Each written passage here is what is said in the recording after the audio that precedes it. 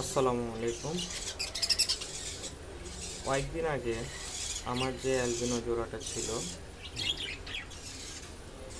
সেই জোড়াটা ছিল হচ্ছে এই খাঁচায়।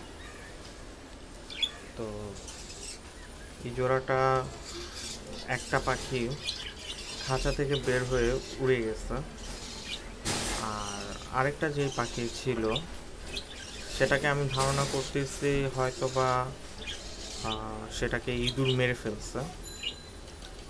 তো এখন আমি এই অ্যালবিনোর খাঁচাটায় আমি আমার যে লুটিনো মা পাখিটা আছে সেই মা পাখিটাকে এনে রেখেছি।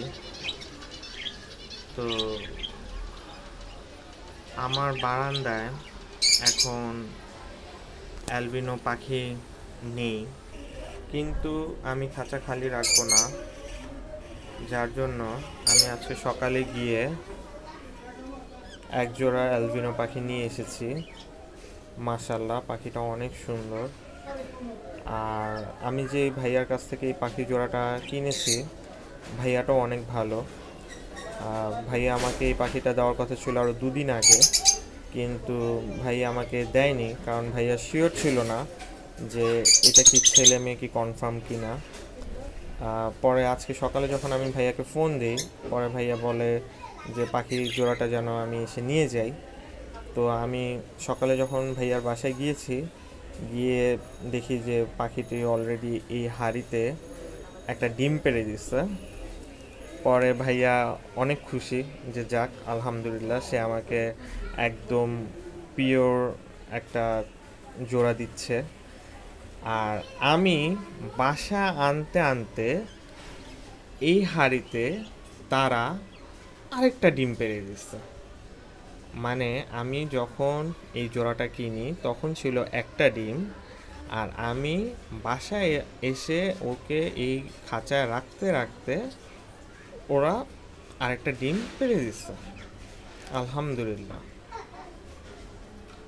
আমার খুবই ভালো লাগতেছে এই পাখিটার জন্য। আর এই যে আমার যে লুটিনো, এই লুটিনোকেও আমি তার জন্য একটা ছেলে নিয়ে এসেছি। এই যে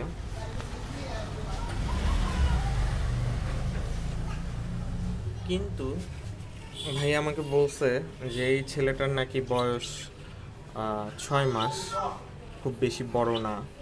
কিন্তু আমারটা আবার মাশাল্লাহ একটু বয়স হয়ে গেছে।